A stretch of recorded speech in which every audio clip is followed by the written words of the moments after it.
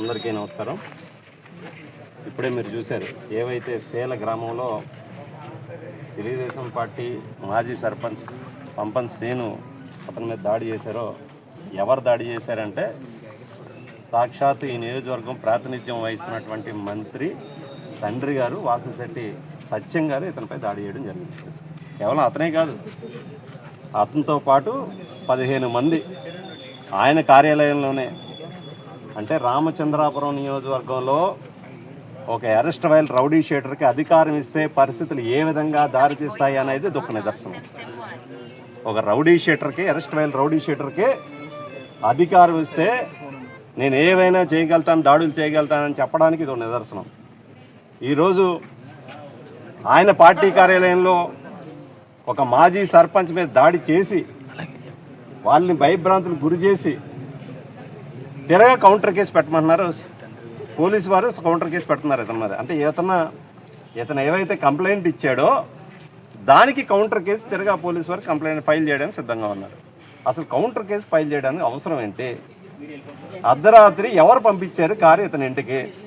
వాసంశెట్టి సత్యం గారి కారు గొల్లపాలానికి ఇతని ఇంటికి పంపించారు. ఎవరైనా మీ ఇంటికి కారు పంపించి రా నా మీద దాడి చేయండి అని చెప్తారా?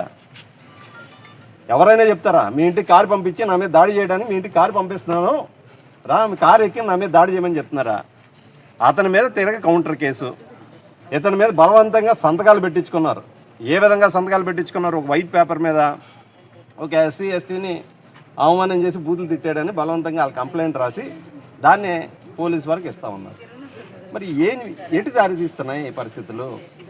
అంటే జెండా మోసే నాయకులపై దాడి చేయడం, ఎవరిని పడితే వాళ్ళ మీద దాడి చేయటం సాగుతుందని అమలాపురంలో సాగిందేమో మీ ఆటలో, రామచంద్రపురం నియోజకవర్గంలో సాగనివ్వం. ఖచ్చితంగా ఎవరైతే బాధితులు ఉన్నారో పోలీసు వారికి మేము ఇప్పుడే కలిసి వచ్చాం. ఎవరైతే బాధితులు ఉన్నారో వారిపై సమగ్రంగా విచారణ చేసి ఎవరైతే దాడులు ప్రేరేపించారో సుమారు 15-20 మంది ఉన్నారు దీంట్లో, వాసంశెట్టి సత్యం గారితో సహా దీనిపై ఎఫ్ఐఆర్ ఫైల్ చేయాలి.